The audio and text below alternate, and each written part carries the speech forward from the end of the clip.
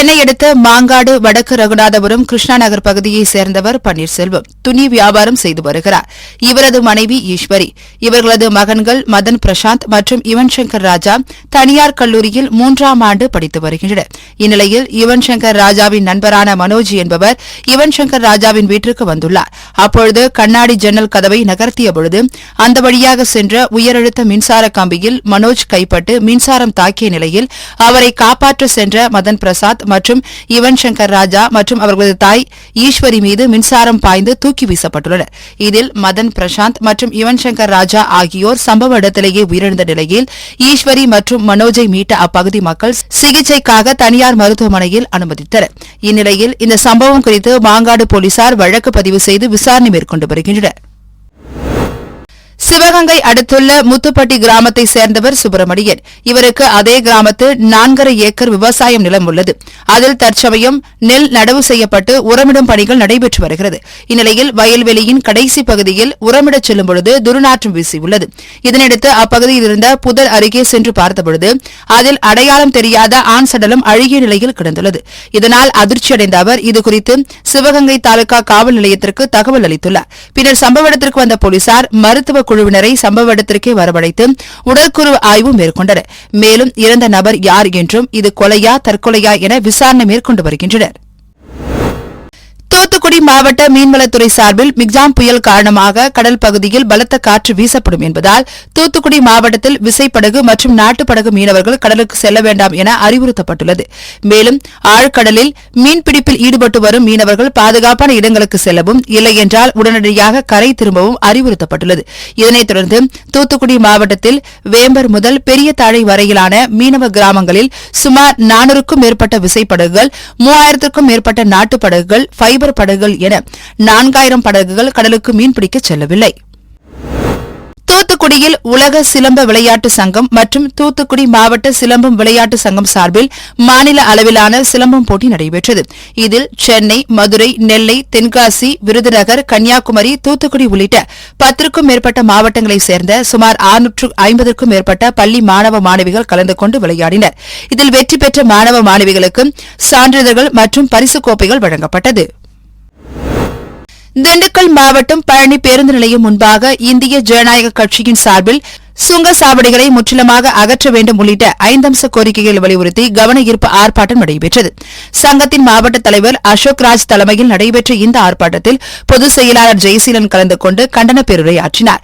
இதில் சுங்கச்சாவடிகளை முற்றிலுமாக அகற்றக் கோரியும், மின் கட்டண உயர்வை குறைத்திடக் கோரியும், மாதம் ஒருமுறை மின் கட்டணம் செலுத்துதல் முறையை அமல்படுத்தக் கோரியும் அவர்கள் கோஷங்களை எழுப்பினர். கடலூர் மாவட்டம் சிதம்பரம் பகுதியில் வேளாண்மை மற்றும் உழவர் நலத்துறை அமைச்சர் எம்.ஆர்.கே. பன்னீர்செல்வம் ஆய்வு மேற்கொண்டார். அப்பொழுது சிதம்பரம் வடக்கு மெயின் ரோடு பகுதிக்கு வந்த அவர் சிதம்பரம் நகராட்சி சார்பில் வடக்கு மெயின் ரோடு பகுதி லப்பை தெருவில் நடைபெற்று வரும் சாக்கடை தூர்வாரும் பணி மற்றும் சுகாதார பணிகளை நேரில் பார்வையிட்டு ஆய்வு செய்தார். பின்னர் வரைபடத்தின் மூலம் பணிகள் நடைபெற்று வருவதை பார்வையிட்டு அதுகுறித்து அதிகாரிகளிடம் கேட்டறிந்தார். வங்கக்கடலில் உருவாகியுள்ள முஜாம் புயல் கரையை நோக்கி நகர்ந்து வருவதால் நாகை உள்ளிட்ட கடலோர மாவட்டங்களில் கனமழை எச்சரிக்கை விடுக்கப்பட்டுள்ளது. இதற்கான புயல் முன்னெச்சரிக்கை நடவடிக்கையை மாவட்ட நிர்வாகம் அங்கு முடுக்கிவிட்டுள்ளது. இதனிடையே புயல் பாதிப்புகளை எதிர்கொள்ள நாகையில் முகாமிட்டுள்ள மாநில பேரிடர் மீட்புப் படையினரை தமிழக சட்டத்துறை அமைச்சர் ரகுபதி இன்று சந்தித்தார். அதனைத் தொடர்ந்து கனமழையின் பொழுது தாழ்வான பகுதிகளில் வீடுகளில் சிக்கிக் கொள்ளும் மக்களை மீட்பதற்கு கொண்டுவரப்பட்டுள்ள ரப்பர் படகுகள் மரம் முறிந்தால் அதனை வெட்டி அப்புறப்படுத்தும் ரம்பம் உள்ளிட்ட கருவிகளின் செயல்பாடுகளையும் கேட்டறிந்தார். பின்னர் செய்தியாளர்களை சந்தித்த அவர் நாகையில் பெய்த கனமழையால் ஏரி, குளம் உள்ளிட்ட நீர்நிலைகள் நிரம்பியுள்ளதாகவும் இதுவரை 440 வீடுகள் பாதிக்கப்பட்டுள்ளதாகவும் 154 கால்நடைகள் உயிரிழந்துள்ளதாகவும் இதுவரை கட்டுப்பாட்டு அறைக்கு 68 புகார் மனுக்கள் மக்களிடமிருந்து பெறப்பட்டு அதற்குரிய நடவடிக்கைகள் அனைத்தையும் அரசு செய்துள்ளதாகவும் கூறினார். இயல்பை விட இப்பொழுதே கூடுதலான மழை நமக்கு பெய்திருக்கின்ற காரணத்தாலே தான் இன்றைக்கு எல்லா ஏரிகள், குளங்கள் எல்லாமே நிரம்பி இருக்கின்றன. ஆனால் அந்த மழை பாதிப்பு என்று எடுத்துக்கொண்டோமையானால் இதுவரை வீடுகளுடைய எண்ணிக்கை பாதிப்பு 441. அதில் 1 நிராகரித்திருக்கிறார்கள். பாக்கி நிவாரணம் வழங்கப்பட்டது 354 வீடுகளுக்கு நிவாரணம் வழங்கப்பட்டது. நேற்று இன்றைக்கு எடுக்கப்பட்ட கணக்கினால் 86 வீடுகள் நிலுவையில் உள்ளன. அதற்கும் நாளை அல்லது நாளை மறுநாள் நிவாரணம் வழங்கப்படும். அதே போல கால்நடை இறப்பு என்பது 159 ரிப்போர்ட் ஆகியிருக்கிறது. அதில் 5 நிராகரிக்கப்பட்டிருக்கிறது. பாக்கி 85க்கு நிவாரணம் வழங்கப்பட்டு விட்டது. 69க்கு வழங்கப்பட வேண்டும். அது நேற்று இன்றைக்கான கணக்குகளாக இருக்கின்ற காரணத்தால போஸ்ட்மார்டம் ரிப்போர்ட்டுக்காக வெயிட் பண்ணிட்டு இருக்காங்க. போஸ்ட்மார்டம் ரிப்போர்ட் வந்த உடனே அதற்கு நிவாரணம் வழங்கப்படும். எனவே இன்றைக்கு 59 புகார்கள் வந்தன. 59 புகார்கள் மீதும் நடவடிக்கை எடுக்கப்பட்டிருக்கின்றன. அதாவது நம்முடைய கட்டுப்பாட்டு அறைக்கு வந்த புகார்கள். வாட்ஸ்அப் மூலமாக 9 புகார்கள் வந்தன. அந்த 9 புகார்களும் நடவடிக்கை எடுக்கப்பட்டிருக்கின்றன. எனவே மக்களுடைய குறைகளை மாண்புமிகு தமிழ்நாடு முதலமைச்சருடைய அறிவுறுத்தலின்படி உடனுக்குடன் மாவட்ட நிர்வாகமும் பேரிடர் மீட்புத் துறையும் இணைந்து இன்றைக்கு உடனடியாக மக்களுக்கான நிவாரணங்களை தருவதும் அவர்களுடைய கோரிக்கைகள் அவர்களுடைய புகார்களை எல்லாம் உடனே நிவர்த்தி செய்கின்ற பணியிலே தன்னை முழுமையாக ஈடுபடுத்திக் கொண்டிருக்கிறார். மழையை எதிர்கொள்வதற்காக பேரிடர் மீட்பு குழு சென்னையிலிருந்து அனுப்பி வைக்கப்பட்டிருக்கிறது. 1+30 பேர் இந்த குழு வந்திருக்கிறார்கள். அது தவிர நம்முடைய காவல்துறையிலேயே 3 டீம் தயார் பண்ணியிருக்கிறார்கள். போட் இங்கு ஏற்பாடு செய்யப்பட்டிருக்கிறது. உடனடியாக மரங்கள் அறுப்பதற்கான இயந்திர மர ரம்பங்கள் இன்றைக்கு கொண்டு வரப்பட்டிருக்கின்றன. அத்தோடு இல்லாமல் இன்றைக்கு மின்சாரம் பழுதுபட்டிருந்தால் அந்த ஒயர்களை உடனடியாக கட் செய்து மீண்டும் அதனுடைய இணைப்பு கொடுப்பதற்கான கருவிகளும் கொண்டு வரப்பட்டிருக்கின்றன. ஜெனரேட்டர் வசதி கொண்டு வரப்பட்டிருக்கிறது. பெரிய அந்த லைட்டு அந்த கிராமத்தில் கொண்டு வைப்பதற்கான அந்த லைட்டும் கொண்டு வரப்பட்டிருக்கிறது. நம்முடைய காவல்துறையிலையும் 3 இருக்கு. பேரிடர் மீட்புத் துறை வந்து கொண்டு வந்திருக்கிறார்கள்.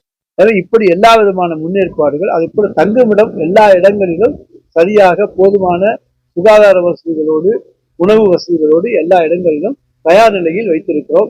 நாளை எவ்வளவு மழை பெய்தாலும் மக்களை காப்பாற்றுவதற்கு மாண்புமிகு தமிழ்நாடு முதலமைச்சருடைய அறிவுறுத்தல்படி மாவட்ட நிர்வாகமும் பேரிடர் மீட்புக் குழுவும் இணைந்து பணியாற்றி மற்ற துறைகளோடு இணைந்து பணியாற்றி மக்களுக்கு எந்த விதமான சங்கடங்கள் கஷ்டங்கள் துயரங்கள் இல்லாதவாறு இந்த பேரிடரிலிருந்து அவர்களை காப்பாற்றுகின்ற பணியை சென்னை கோட்டூர்புரத்தில் உள்ள அண்ணா நூற்றாண்டு அரங்கத்தில் காட் என்னும் இந்திய அளவிலான மாபெரும் நடனப் போட்டியானது நடைபெற்றது. மயூரா யூனிவர்ஸ் நடத்திய இந்த நடனப் போட்டியின் தொடரானது 7 பிரிவுகளில் நடைபெற்றது.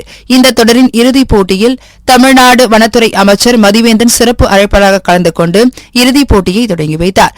மேலும் இந்த நிகழ்ச்சியில் நடிகர் புகழ், நடிகை சங்கீதா கிருஷ் மற்றும் இயக்குநர் பாபா பாஸ்கர் ஆகியோர் கலந்து கொண்டு வெற்றி பெற்றவர்களுக்கு பரிசுகளை வழங்கினர். இன்னைக்கு கிட்டத்தட்ட ஒரு 1.5 வருஷம் கழிச்சு இந்த மாதிரி ஒரு அழகான நிகழ்ச்சியில எனக்கு வாய்ப்பு கொடுத்துருக்குறாங்க. இந்த டான்ஸ் நிகழ்ச்சின்னு சொன்னதுன்னு சொன்னாங்க. ஃப்ளைட்ல நான் ஏறும் போதே உங்களுக்கு இங்க வரத்துக்கு லேட் ஆனதுக்கு காரணம் எங்க ஃப்ளைட் டிலே ஆயிடுச்சு. என்னோட ஃப்ரெண்டு டாக்டர் வினோத் நேத்துல இருந்து கூப்பிட்டுட்டே இருக்கிறார். நான் கோயம்புத்தூர்ல இருந்தேன். மச்சி வந்துடுறா விட்டுறாதா அப்படின்னு. நாங்களும் வந்துடுறேன்டா, ஃப்ளைட்டு புக் பண்ணியிருக்கிறேன். ஆனால் இப்போ இருக்கிற இந்த வெதர் ரொம்ப பேடாக இருக்குது, என்ன பண்ணுறதுன்னு தெரியல. அதனால் அதை தான் நானும் ஃப்ளைட்டை தான் நான் நம்பியிருக்கிறேன் அப்படின்னு சொல்லிட்டு இவருக்கு டென்ஷன் இல்லையே, எனக்கு டென்ஷன். காலையிலேருந்து 10-15 ஃபோனு. இது இல்லாமல் நாங்கள் ஃப்ளைட்டில் ஏறும் போது இந்த டான்ஸ் நிகழ்ச்சின்னு அந்த பைலட்டுக்கு தெரிஞ்சா தெரியல, ஃப்ளைட்டு டான்ஸ் ஆரம்பிச்சிருச்சு.